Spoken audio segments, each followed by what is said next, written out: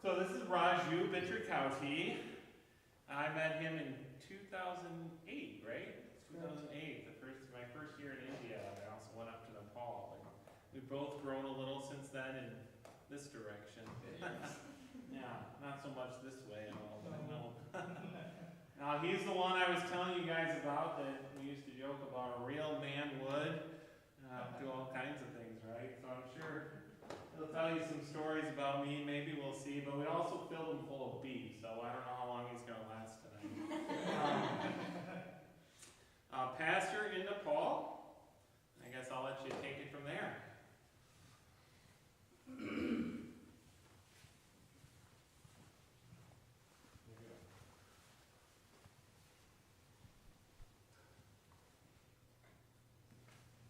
Well, good evening, everyone. So it's very nice to be here. I was here, I remember, 2011, 2013 maybe, Thanksgiving time.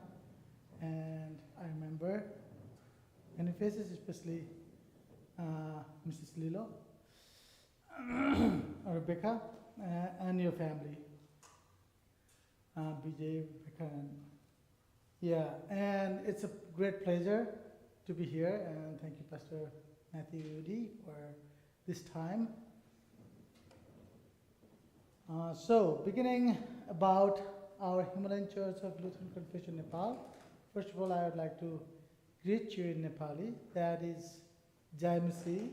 So, in Nepal, we greet people with Jai Masi, which means Hail Messiah, or Praise Messiah. So, Jai Masi. To everyone, I bring greetings to you from our churches in Nepal. So I'm going to tell something about myself and something about Nepal and something about our church that works in Nepal, the church body and also the training center. So beginning about myself, my family, I have a wife, her name is Sanju. And Jordan, my son, 8 years old, Joshua, 5 years old. And I have got a master's degree in healthcare management in 2012 in Nepal. And then after I came to Emmanuel Lutheran Seminary in 2012 and started the seminary course and stayed 3 years and went back to Nepal. And I also serve as a president at the Himalayan Bible Institute and also pastor at Eternal Life Church in Kathmandu. And we have this humanitarian project called Himalayan Tribal Community Development, so I lead that also. So a little brief information about Nepal. Here, Nepal's full name is Federal Democratic Republic of Nepal. It's kind of long. And capital city is Kathmandu. And we have currency which is called Nepalese rupees. And the area, when we talk about area, it is similar to the size of Iowa and shaped like Tennessee. So it's not very big. It's kind of like a state in America. So we have 17% of land, which is really flat. You can grow crops like rice, wheat, and corn. And in the hills, we have like 68% of hills, which is like, we got farming on the hills, but the soil is not very rich, so we don't get that much of result, like not good outcome from that area. So we grow corn in the hills, but not very good quality. And we have Himalayas, which is the real mountains that we talk about later. And there are like 29, almost 30 million people in Nepal. So comparing Iowa is going to be like 3 million. So that means, 10 times people in this small country which has very little flatland, mountains and real mountains. And we have 120 different ethnic groups, different kind of people, different languages they have, dialects. And So we have Nepali, the national official language. I'm going to give you an example of Nepali. So John 3:16 I recited, so in Nepali, so you may understand. So here it goes like this. किनभने परमेश्वरले संसारलाई यस्तो प्रेम गर्नुभयो कि उहाँले आफ्नो एकमात्र पुत्र दिनुभयो कि उहाँमाथि विश्वास गर्ने प्रत्येक नाश नहोस् तर त्यसले अनन्त जीवन पाओस्. That is John 3:16. That means, for God so loved the world that he gave his only son, that whoever believes in him should not perish but have eternal life. So we speak Nepali all the time, and when I come here or when some people from America come to Nepal, then we speak English. So Nepali is our national language. There are 7 provinces, 77 different districts. And talking about politics of Nepal, recently we have this Gen Z protest on September 8, 2025, like this month. And that protest was went for a few days, and 72 people killed. The police shoot them, like especially the children. Now the students, youth, they got shot and dead, and 72 people killed, and there was violent protest all over the country, and political unrest. And the government was collapsed. They burned down the Parliament House, the president's residence, and ministers' houses, and top political leaders' houses are completely burned down. And the curfew was imposed, and military on the road for several days. And we have now interim government that is going to have election in next 6 months. So that is the current political situation of the country. Now we talk about food. Just a few minutes ago, a little while ago, we had this great food, which was American best food meal, I would say, steak and corn and pie and stuff like that. But in Nepal, we have different meal, and thank you, Lilo family, for that. And in Nepal, we have this dal bhat, which is, dal means lentil actually, which is, you can point out, lentil, which is the yellow thing in the bottom, and bhat is the white thing in the center. So it's commonly called dal bhat, but it comes in different kind of items. So we have this dal bhat all the time. In the morning we have dal bhat, and in the evening we have dal bhat. The next day we have dal bhat. The other day we have dal bhat. Every single meal we have dal bhat. So a lot of dal bhat. When I come America, I feel like, wow, we have a lot of different stuff to try. Chicken wings, steak, and yeah. So this is the meal we have in Nepal, and dumplings, momos. That is it's popular, it's famous all over the country. Wherever you go, you find momos. And talking about religion in the country, so in Nepal, it's like mostly Hindu country. Like a lot of people follow Hinduism. 81.19%. It's like a huge number of people, they follow Hinduism. And Buddhism, like 8%. Muslims a little. And Kirat is the nature worshipper people, and they are about 3%. And Christians, we are below 2%. So we are one of the minority in the country. There are Sikh and other different religions, but Christians, we are one of the minority group. So you can see 98.24% do not know their Savior. Well, some of them might have heard the gospel, but many of them do not know, and some of them do reject.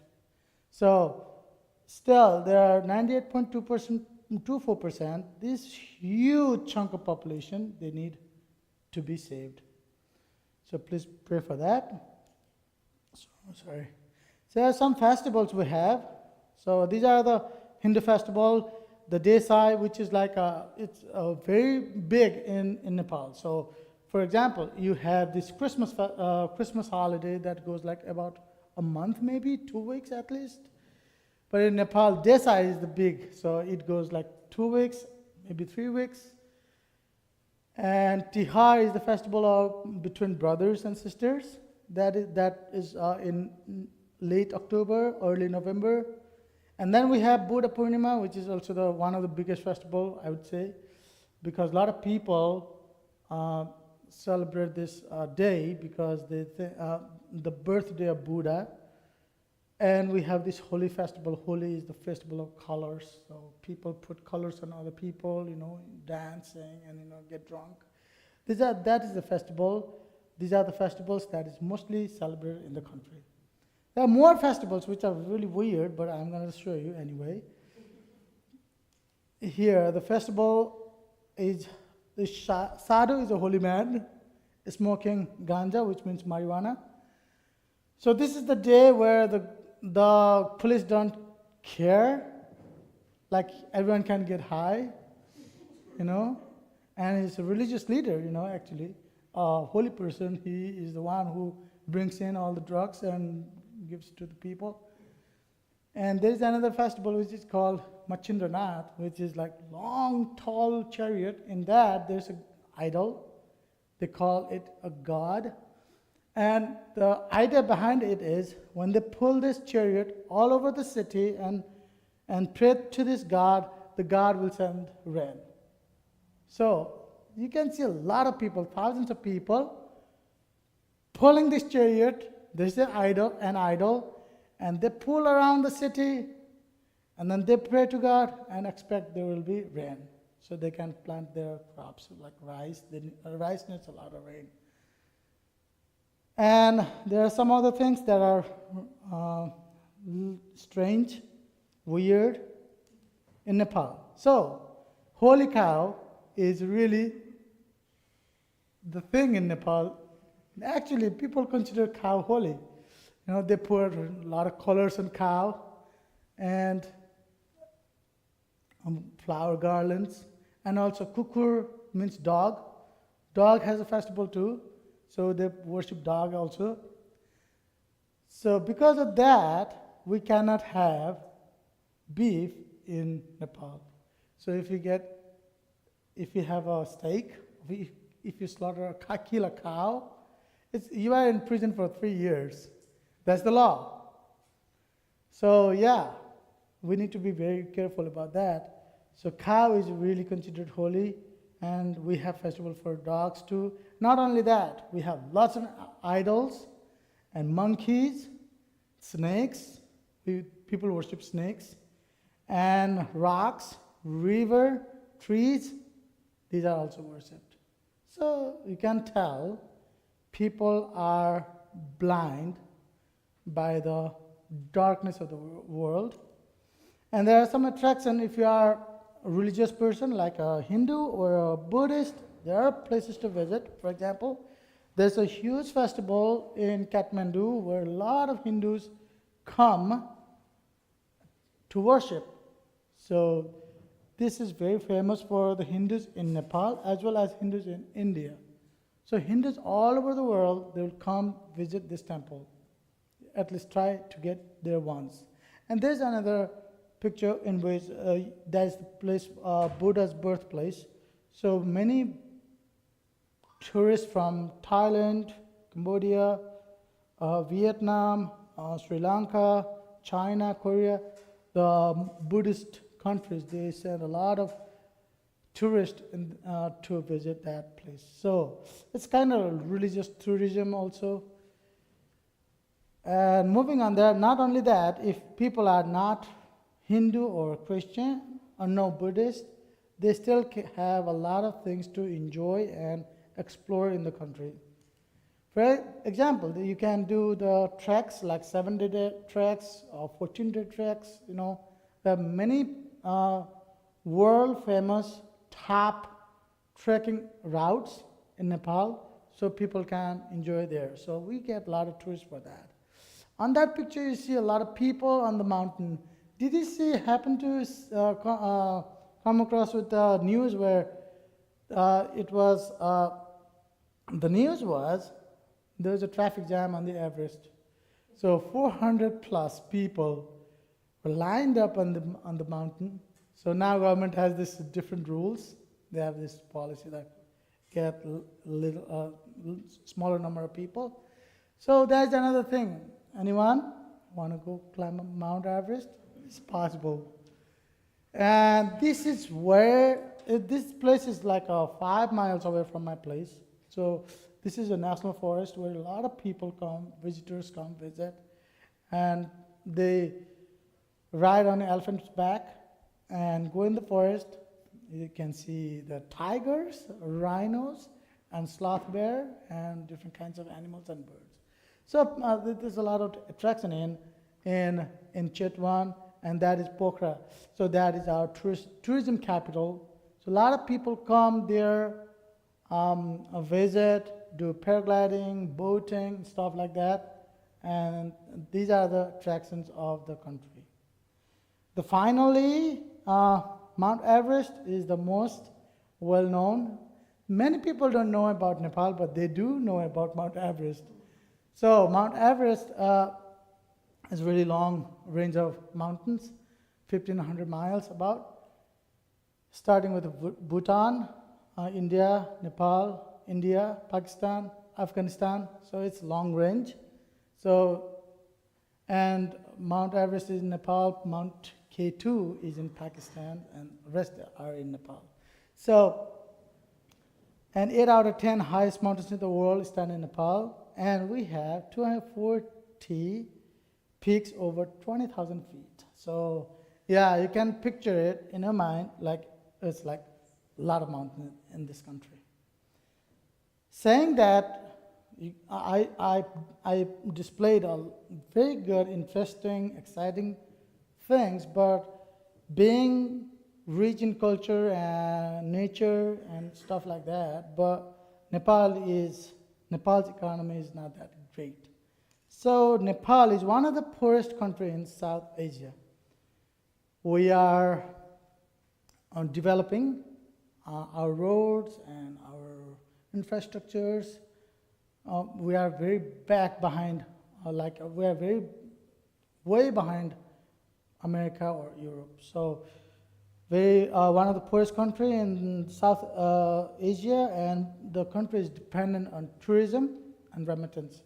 So people come visit, they spend money. That's one of the sources we have for the country. And the other source is when people from Nepal go overseas and they work and they send money in the country, that helps the country to function. So these are the major economical factors of the country, income for the country. Excuse me. The country is landlocked. So if you see China on the north, India on the east, west and south, east, west and south. So it's landlocked, and the country is full of mountains. Therefore, development, work is kind of challenging in this country. But Nepal has enormous potential for hydropower and tourism. We have a lot of potential. There's a lot of hydropower possibility, and many places to visit for tourists. Nepal is in poverty, and people in Nepal are struggling. You can see people. This is the real living lifestyle of people in the mountains, in the rural settings.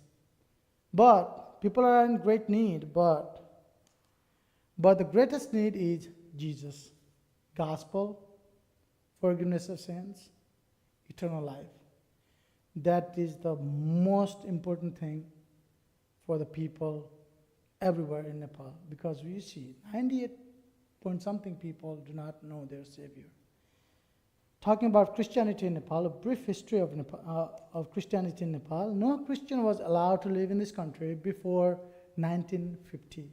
The country was closed for the foreigners, outsiders. In 1950, they opened the border.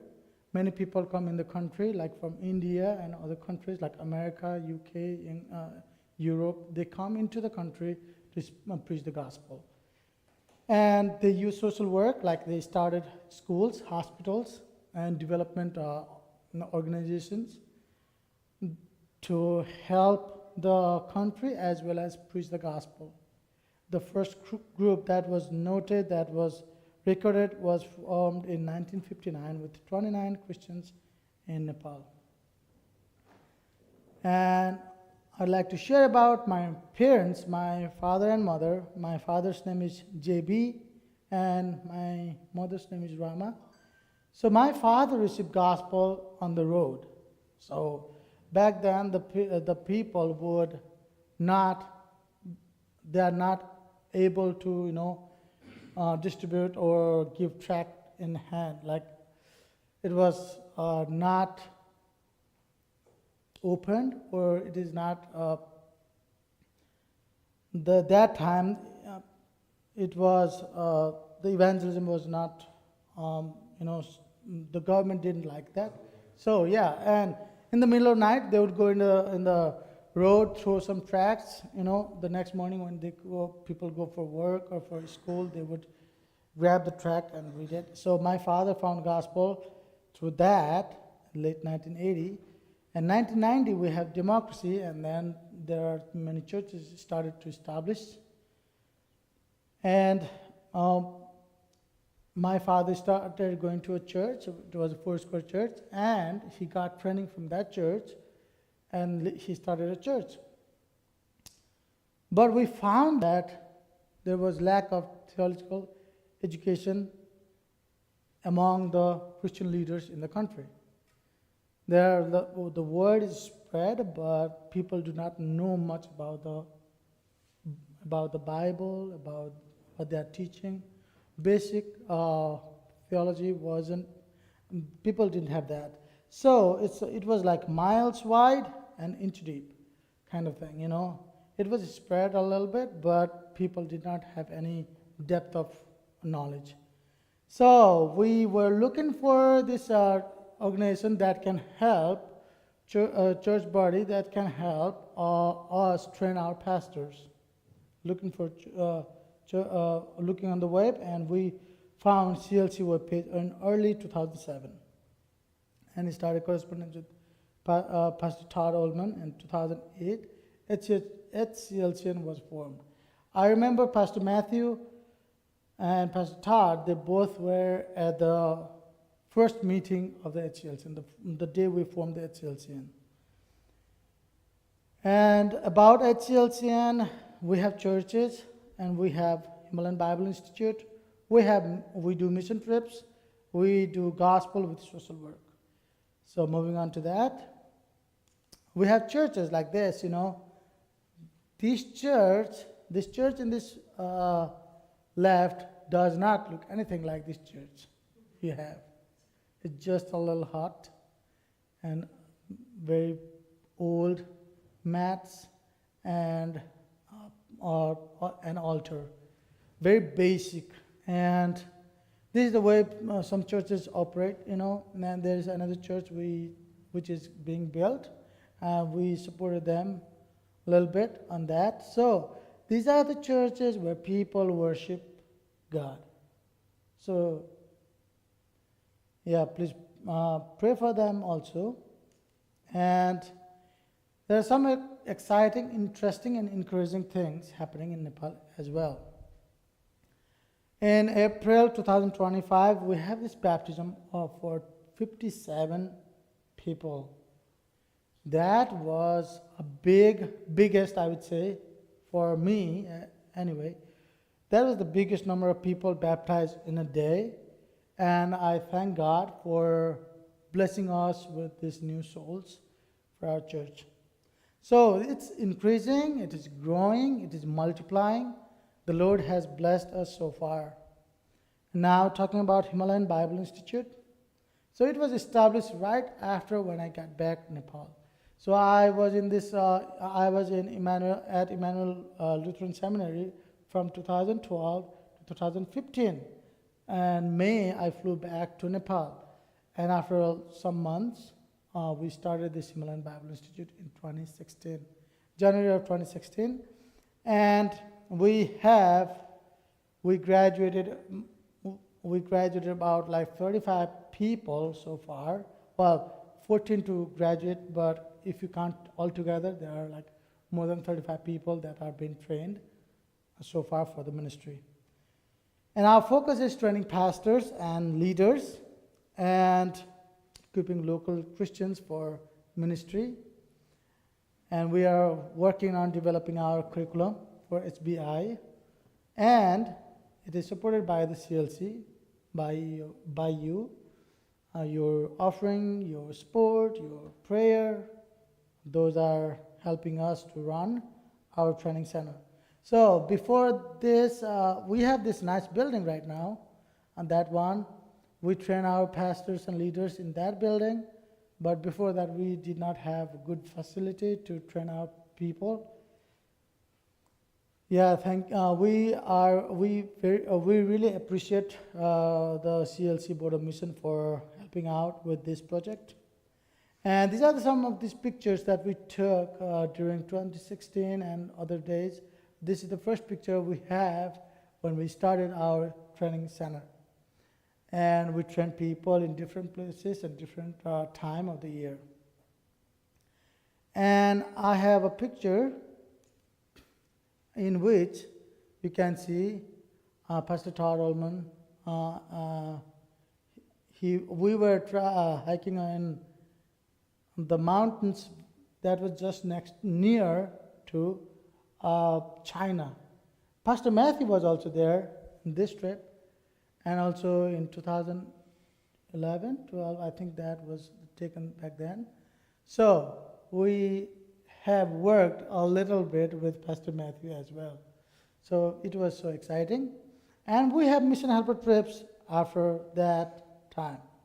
See, 2011, 14, 17, and 23. We have mission helper trips, and I think Raven from this church, right? How many people from this church have gone on mission helper trip? Please remember. Does anyone know? I know Raven, yes, but is there another person? What did you ask? Have they done one? How many people from this from this congregation been on mission helper trip to Nepal? Just Raven and Did Adam, where did Adam go? Adam Brown, Lucas, then. Adam. I think they went to Adam. Lucas went to Adam. Lucas Brown, he came to Nepal as well. 2014. 2014, Lucas Brown came to Nepal, yep. Raven and Lucas. So, Raven is somewhere here in this picture. And in 2025, last summer we had 8 people on this trip. And we went to 12 different places. Approximately 1,500 children plus adults were evangelized. And they stayed 3 weeks in Nepal. And here are some pictures. Children listening to the gospel, evangelism work, and hiking. Pastor Todd, he got sick during that hike. He got some heart issues. But yeah, that happened. And that is a picture taken in Pokhara. So yeah, the work the mission helper did was really appreciative, and we do appreciate that. Besides this work, we also do some humanitarian projects. So we call it Himalayan Tribal Community Development. With this organization, we do help families for nutrition, family nutrition program we have, children education program, and women empowerment program. So we help the families that do not have enough food for their children. So, and the stationery or school supplies, stationery, backpack, uniform, or whatever is needed for school, we try to help them out with. And we provide women, like single women, a single mother, widows, with goats, 3 goats each. So that is to help them start their own business. And after 2 years, they will be able to sell some goats and help their family. That is the idea behind. So these are the work we do. And mission with social work, some we provide, distribute food supplies. Also, you see uniform, girls in uniforms, backpacks. We provide all these things. We try to provide. We do not have funds always, but whenever we have, we try to help out these people in need in these rural villages in Nepal. So moving on to challenges and opportunities of this in this country. There are some challenges and also there are some opportunities. See, the challenges, first challenge I would say is anti-conversion law. We have this anti-conversion law in effect since I do not remember, but about 5 years now, I think. It is in effect. So if you go out to anyone and preach the gospel and you try to convert this person, it's not you converting, you preaching the gospel, but the outsiders see like you converting people. So if this person goes to the police and complains, you would be in trouble. Might go to jail for 5 years, and you gotta pay huge fine also. So this is one thing that is challenging, and social discrimination is happening to the Christians. Like Christians are seen as a kind of like second-class citizens in the country. Because we do not get the equal treatment from the government. So social discrimination is another thing, and we have restriction on evangelism. We try to reach out to many people, but sometimes we get threats. We get some issues from the authorities. So that is another thing. When we go try to evangelize people. And remote geography. So from one place to another place, it takes a really long time to get there. For example, for 100 miles in America, you can just roughly calculate like 100 minutes. That's what it would take, like 100 miles, 100 minutes, 1 minute a mile. But in Nepal, it's not so. So if you want to go 100 miles, in America, about like 100 minutes, but in Nepal, at least 6 hours if everything is okay. If there are floods, if there are traffic jam, if there is an accident, it's going to take longer than that. So that is for the major highway. If you are going in the rural areas, hills, it's going to take longer than that. So Pastor Matthew has very good experience of that. He has been to Nepal, he has hiked, and he has a very good experience how it does feel like. So remote geography is one of the challenges, and false teaching churches are growing. So that is another challenge for us. Now, we do not only have challenges, we do have some opportunities as well. So the opportunities are people with open hearts. Now, people are, they want to hear the gospel. We have more young generation people that are very interested in coming to church, and the children. So this is exciting and encouraging thing. And tribal outreach, which is being very successful for us, because some Nepal, as I presented you the statistics, 98% people do not know. But some of the villages where we work, the majority of the population is Christian. It is growing, so it is very effective. Tribal outreach is being effective program for us. And we are equipping leaders, so that helps us. We have more manpower to reach out that we cannot go by ourselves. It's like mobilizing people to different places. So that is another opportunity for us. So now I would like you to pray for Nepal and for these different subjects. Church growth, the churches are growing, but we also want churches not only growing numerically, but also spiritually. So please pray for that, and please pray for the committed and burdened believers that would help us bear the burden to reach out, to share our needs, or also help us working together in different places. And please pray for Himalayan Bible Institute. That more could be equipped, more people can be equipped. For example, we have 14 people ready for graduation, and we are going to graduate them in October 9th. And next year, 2026, we plan to have 20 students, a batch of 20 students. So it's increasing, and please pray for more we can do to equip our pastors and leaders and grow in the country. Also, please pray for the resources for church construction. I presented a picture in of a church, which was, it doesn't look like church. So there are multiple of those kind of several places where we need to build churches. So that is one thing I would like you guys to pray for, and please pray for more outreach and evangelism in the country.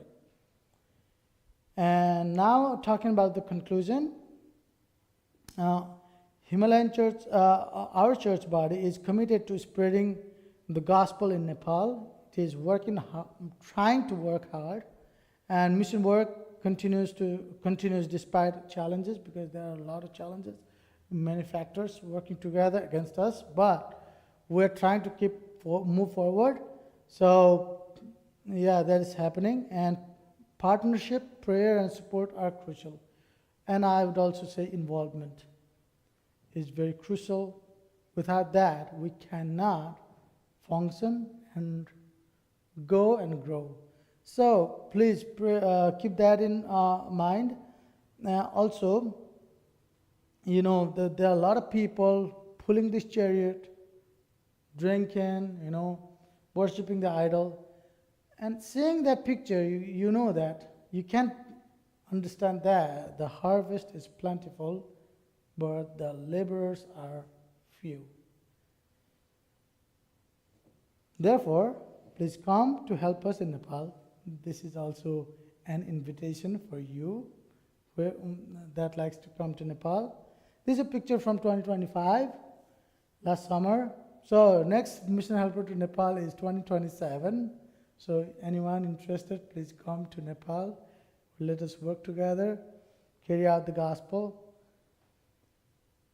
And finally,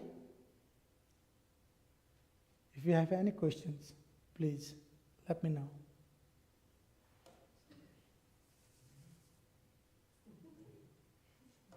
Yes, ma'am. Okay, so I don't understand. You said there's this anti-conversion law, and yet you are out converting people, right? Are you at risk all the time? Are all your pastors that you're training at risk all the time? Yes, this sounds contradictory, but it is not. The law says forceful conversion. So nobody in Nepal is going to go out to people, grab them by hand and pull them to church. Hey, come to church. Nobody's going to do that. It's no forceful at all. But in this law, it's written clearly, forceful conversion is punishable. So it's 5 years in prison and a fine. That is the law. But as you said, we are converting people. They are growing. The number is growing. So that happens when these people go to the police and complains against you. So you are in trouble. But if they do not complain, then you are safe. So the mission helpers, when they come to Nepal, we do not go out public preach. We do not do that. We have these small churches where we have enclosed facilities where we gather children. We invite other children also to come, and they would listen to the gospel. So if you are doing that way, you are not going out and converting people. They are there to listen. So you are safe. Yeah, but you need to be very careful about that. So they can come to you? Yes, If they they're can. invited and they come, then... Yes. And other way is, like, for example, if I preach gospel to my relatives, they are not going to go to police report me. So your like relatives, your friends, your people that you know very well. So this, if you reach out these people, you are safer than going out in public preaching. So yeah, public evangelism is, I don't recommend that. In fact, I hear a lot of foreigners get deported in Nepal, from Nepal. Recently, a month or two ago, there's an American person who was miking in the public, and he was arrested and he was sent back to America. So that happens. There are a lot of South Korean missionaries that happen to them. They deport. They don't issue any visas, and they are blocked to come in the country. So that happens to the foreigners. For Nepalis, if that is the case, they seem like forceful conversion, you are in prison for 5 years. That is the law, and it is in effect.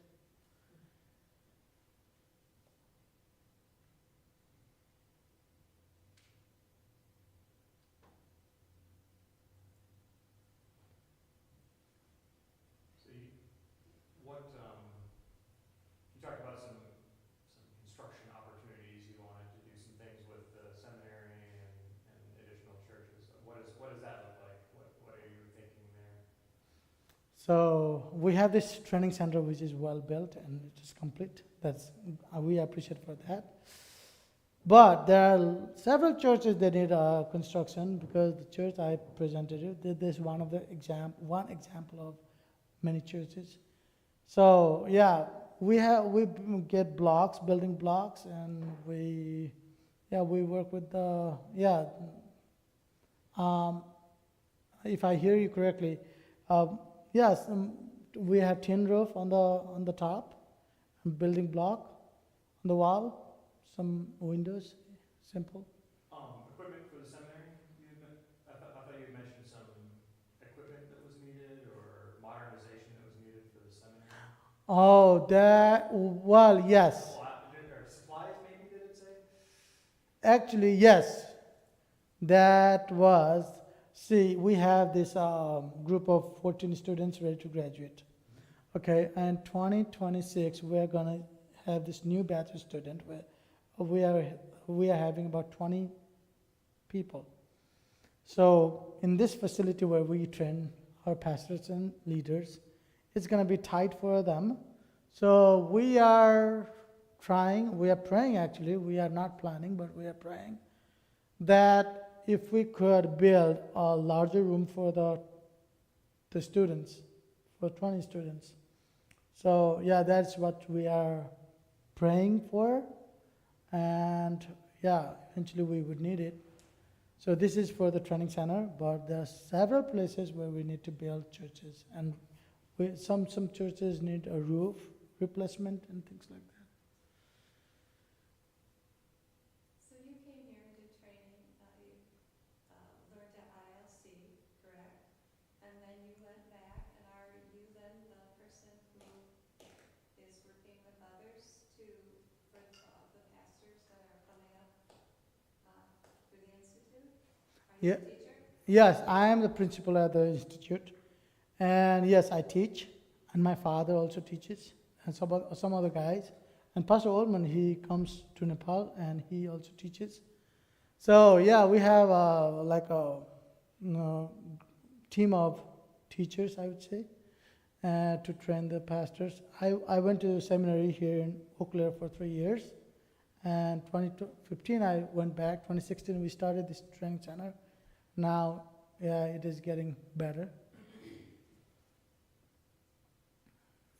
Yes, ma'am. I go back to the goats. Sorry? The ladies that keep the goats, is that meat goats or milking goats? Do they milk them, or are they for eating? Just for eating. Okay. We don't do goat meat. Some places I hear the goat hair is you get a good price for that. But well, we don't do that in Nepal, just the meat. So the idea behind that is we provide them 3 female goats, and they raise the goats, and these goats give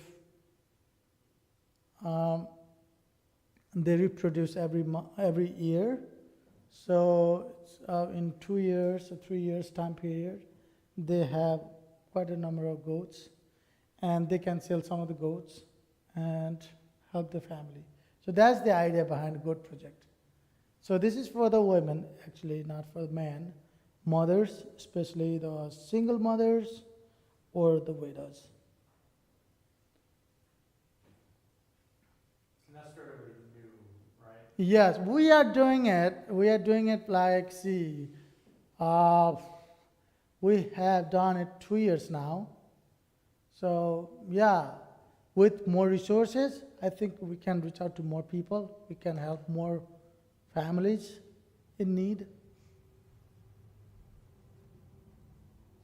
Are most of these like rural, more rural, so they have like a spot for their goats, or can't have them in town, can you? No, no, no, not in town. They are. We do this project in the rural area where they have, where they have a lot of grass and leaves to feed goats.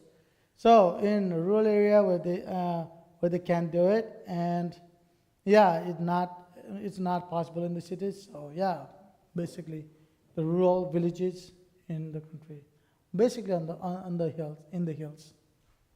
I was wondering if you were situated in the plain area, or are you in the medium hill area? Where are you located? Sorry. I was wondering if you were located in the area of Nepal that's quite flat, or are you in the mild hill area? We are located, our training center is located in the flatland. It's so if you keep going, like continue about 2 hours, we are in India. So it's like pretty much kind of level ground with India. So yeah, but to get there, you need to fly into Kathmandu, and then you have to drive all the windy roads to get there.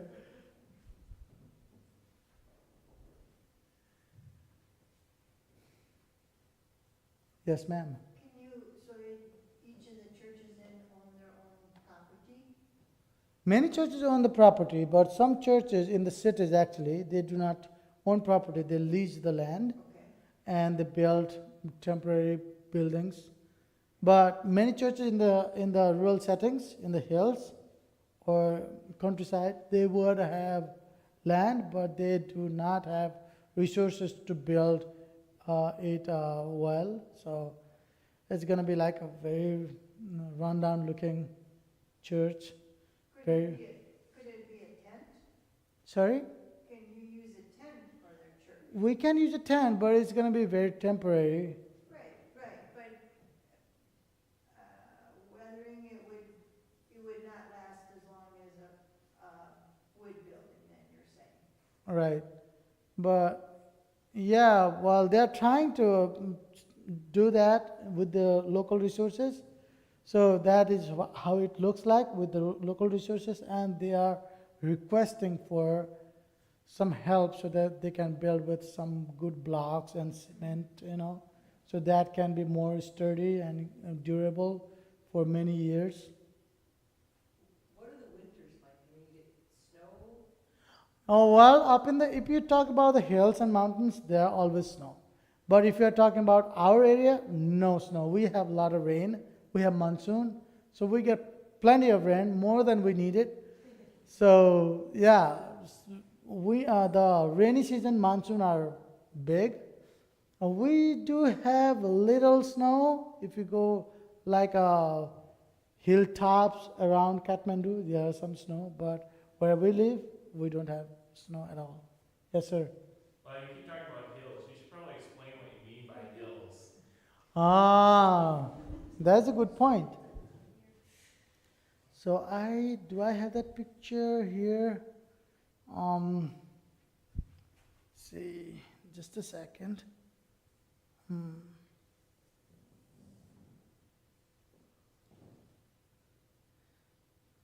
So the definition of hills.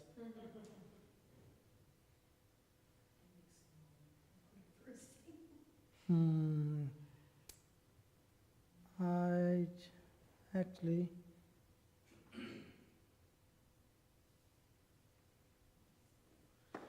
So you see this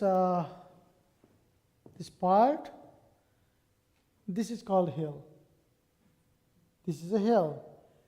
Anything that do not have snow, we call them hill. So it's gotta be like 15,000 feet. It's still a hill. Maybe 17,000 feet. Maybe. So to qualify to become a mountain, they gotta snow on the top. Year round. So yes, that's gonna be like 17,000 feet, at least. So yeah, these are all hills, and it takes days to get from one place to other place. Yep. Now, actually, now the situation is very better. Pastor Matthew, when he was in Nepal, we didn't have this kind of road, so he would hike all the way to the hill, to the top. But now we have this dirt road. See, when you see the road, it doesn't look any good at all. No railing, no blacktop, no nothing, no safety. But we think we are blessed with this road, because back then we did not even have this kind of road. Now, even four-wheel drive trucks can ride. We can drive that to the churches. Yeah. So these are the hills. I just want to, the teacher in me is just begging for some context here. I just want to tell you all that here in America, in the lower 48, our tallest mountain is a 14er, and then up in Alaska is 18,000. So for some context. So all of ours would be hills. Yeah, they would be hills. Alaska. Yep. The people, yeah, when you talk about, when you see these hills, and foreigners come and, oh, look at this mountain, and people in Nepal say, what are you talking about? There's no mountain. So to qualify a mountain, they gotta have some snow on the top. So that's like 5,000, above 5,000 meters, which is like 17,000 feet or something. Yes, sir. I know another one of your challenges is, you mentioned the official language of Nepal is Nepali, but not everyone speaks Nepali, right? Even you need translators in many places, correct? Yes. So what it happens is, the new generation, like my generation, the younger generation, maybe a little older generation, they would understand Nepali okay. If you are talking about like the elderly, senior people in the tribal villages, they do not understand Nepali that much. But at that time, we need a tribal leader or a person that can communicate with them. So for my generation, or like, or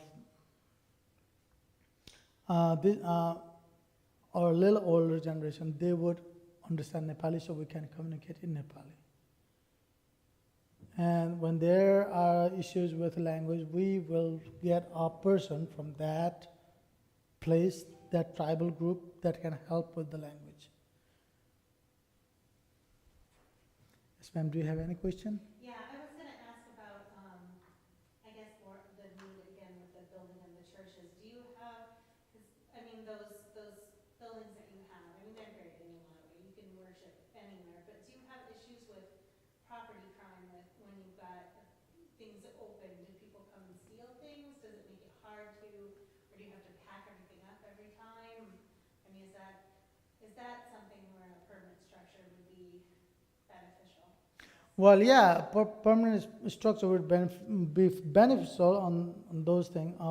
If you are keeping something important, valuable in the church, you can lock it up when you have permanent structure.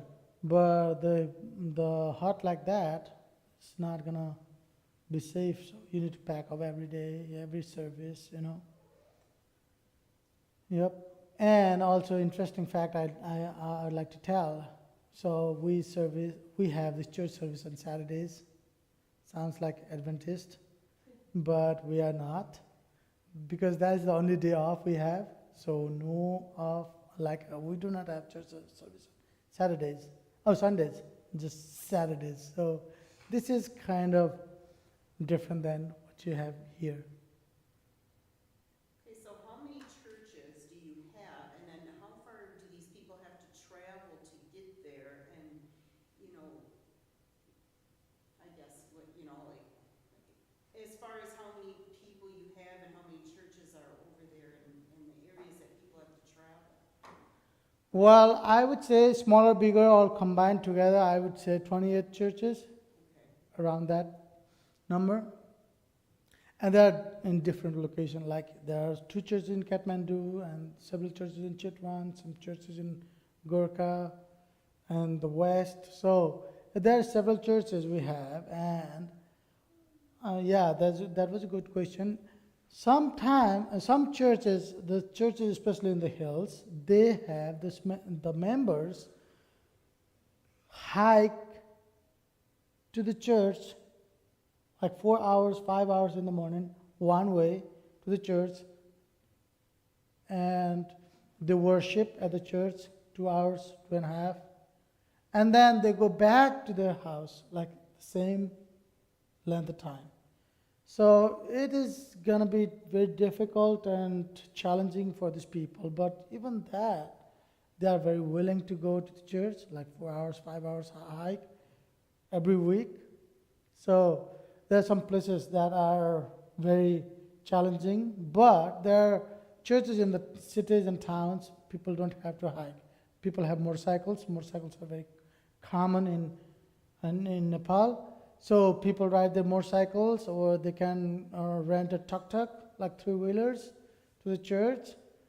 And if you are in that level ground or towns, it's not an issue.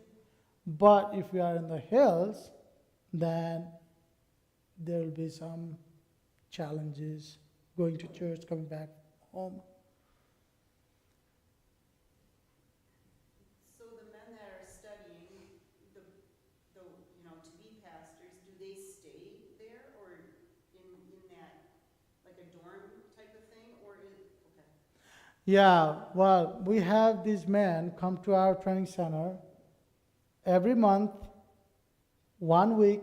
So they come like Sunday and then stay there for like 4 or 5 days, and they learn, and then they leave about Thursday evening. They go to the church. So during that, only that time, they would stay at this training center. But rest of the time, they would go back to their house. They would work in their fields or do whatever job they have. You know, the churches cannot support pastors like 100%. So they get a little bit from church, but they gotta have their own work or income. So they need to go back to their jobs.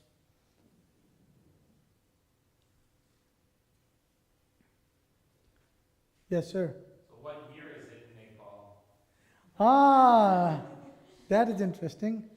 I was born 2042. So now we are running 2082. So we are like, 57 years ahead. And so, yeah. So it's 2082 back home. So we have these 2 different calendars, like, when you talk with the people in America, we have like 2025. When we talk to people, service, church service, everything like Nepali calendar, 2082. So yeah, we have different calendar. We have different kind of flag, triangular. And other interesting thing is we have different time too. For example, India has like 9 hours, 30 minutes of difference, right? And we think we are not going to go with that. So we have our own time. so which is 9 hours 45 minutes. So 15 minutes. Yep. Because you wanted to be ready between India and China, right? Well, they say there's a mountain because of that, but before 19 somewhere, Nepal has the exact time what India had, so we change it, some sort of dignity thing maybe.